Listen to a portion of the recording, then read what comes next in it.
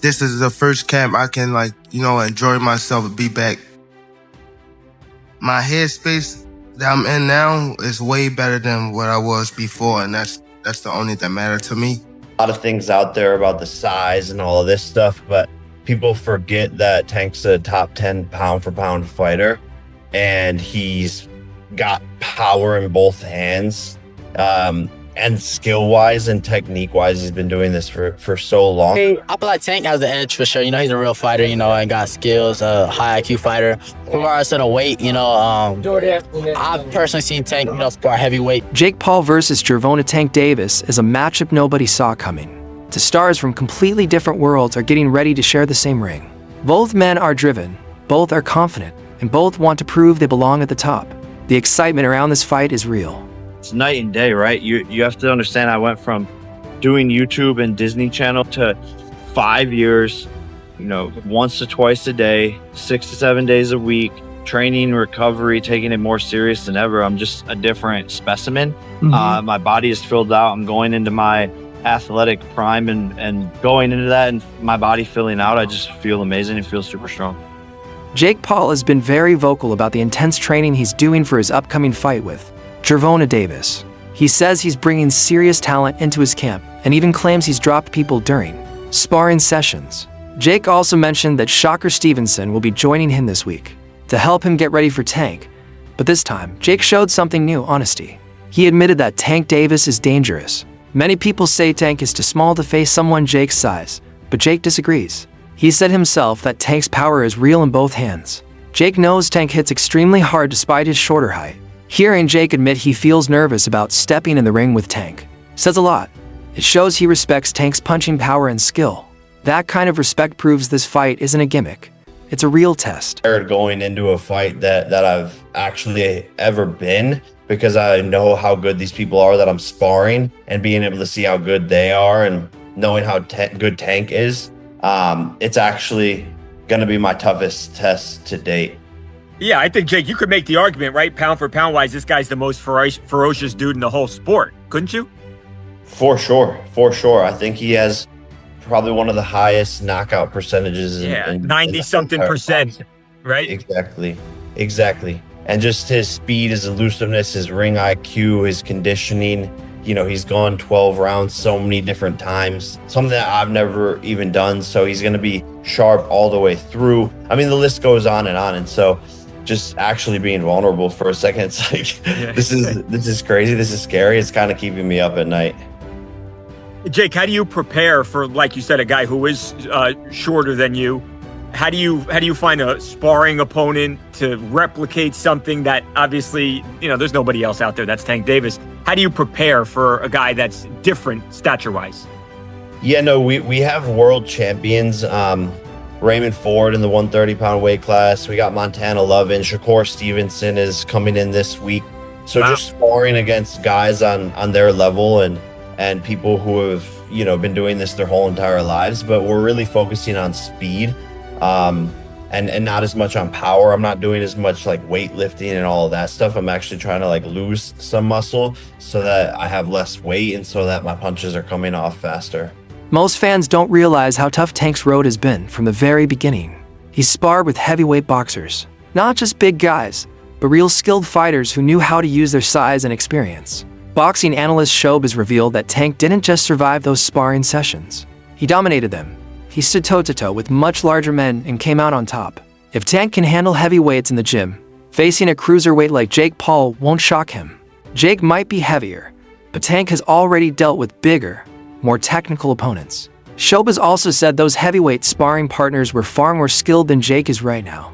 Jake Paul has made huge progress, going from YouTube celebrity to real boxer, but he's still learning the finer points of the sport. Tank, on the other hand, has been fighting elite talent since his teenage years. If Tank could control and outbox fighters much bigger and more experienced, Jake's size advantage may not be enough to save him. Shob has summed it up clearly. Tank vs Jake isn't a mismatch against Tank. It's Jake who might be entering dangerous territory. Or bigger people, like from middleweight to heavyweight. And the thing is, don't be surprised, okay? This is a photo. This is a photo of one of the bigger guys that he was sparring. But in the past, You know, like maybe a few years ago, he was fighting a guy in Mayweather's camp. He was a bigger guy. I think he was like a middleweight or something like that. He was whooping his ass. One time he was like on live whooping a bigger guy's ass. I mean, he's just beating bigger guys like middleweights and stuff. He's done that in sparring forever. Remember this story? I've brought it up a million times and I've showed this clip a million times, but on Ellie Set Back. This story of this guy saying how Gervonta Tank Davis knocked out this heavyweight. Tell me the story. What happened? Tank, what's the one boy name? No, don't say a name. I don't want to embarrass anyone. Oh, no, you're right. But tell people what happened. Man, I was about to spar. Before I was about to spar Tank, he was sparring this big boy. A heavyweight. Heavyweight boy. And Tank hit that nigga. He hit him so hard that he was on the top of the rope just like this. I'm like, I thought he died. Like, I ain't gonna lie to you. I thought he died. Hey, I've seen him knock out some heavyweights. You might knock all the ass out now. You knocked out a heavyweight? Yeah. How was that? Cause I hit harder than Wilder. Now, granted, the heavyweights that Gervonta Tank Davis is whooping and sparring is not like, you know, all-time great heavyweights, all right? And it shouldn't be. But he's sparring the level of heavyweight that, you know, more experienced than Jake Paul, right? But Jake Paul has beaten those heavyweights himself, all right? I'm thinking that is the caliber of heavyweight that Gervonta Tank Davis is sparring, but he's whooping their asses. And that's a good thing. Honestly, I feel with Jake Paul sparring Raymond Ford, to me, it looked like Raymond Ford got the best of him. It looked like Jake Paul was a little exhausted, and it looked like Raymond Ford wasn't. It looked like Jake Paul was a little disappointed in his performance, and Raymond Ford was trying to give him a pick-me-up. Like, you know, just kind of let them know. No, like, you know, we do this and do that. It just looked like Raymond Ford was in a confident, secure place, more dominant place, the more alpha out the two in the ring, and that's Raymond Ford. That ain't Gervonta Davis. You know, I love Raymond Ford. I have him on my fighters list. But still, I don't think anyone thinks he's as skillful or as powerful as Gervonta Tank Davis. Tank Davis has made a decision about his future. He's done fighting at 135 pounds. The weight cuts were too harsh and draining now. He wants to stay strong and healthy, and that means fighting at 140 pounds. The move shows how much Tank has matured. He's preparing for bigger fights and tougher names, including Jake Paul, after this matchup. Tank plans to stay in the super lightweight division and dominate there. Some fans believe the higher weight might hurt Tank against someone naturally bigger like Jake, but Tank disagrees. He says this is where his body feels strongest, more energy, better stamina, and even more punching power. At 135 pounds, Tank was already scoring amazing knockouts now. At 140, he says his strength will be at full power. If that's true, Jake Paul could be the first to feel the full force of this new and improved Tank Davis. Fire! I get the chance to pick a great business mind brain and help give him some game in the process. I'm down.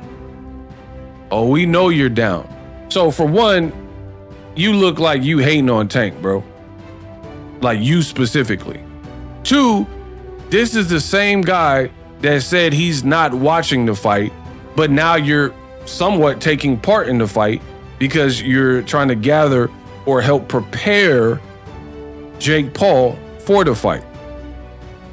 And then this is what Shakur Stevenson does, in my opinion. Shakur will make questionable choices, do certain things, right? And then afterwards, he'll be like, yeah, now that I got y'all attention, y'all, I got everybody mad at me. Bro, the stuff you're doing is weird. You know what I mean? And it's almost like, to me, it's almost close to like Karen behavior, in the sense that Karens, you see some of these Karens and they do all this extra stuff and then act like the victim. And I told you that's one of the main problems with Gen Z, right? Where Gen Z, they will do just weird things, make weird choices, make weird decisions, and then they'll act like, man, I'm Tupac, me against the world, everybody's against me. Everybody's not against you. You're just doing weird things. You're making weird decisions, it's weird behavior, so on and so forth. So let's ultimately recap. We got to do the Boxing Ego recap to see what's really going on here. It says 150 to 200 mil. That'd be the most any athlete's ever made in one event, in one night. Where are they getting that money? mean, it's Netflix. Okay. Mike Tyson didn't make that. Jake Paul didn't make that. Yeah.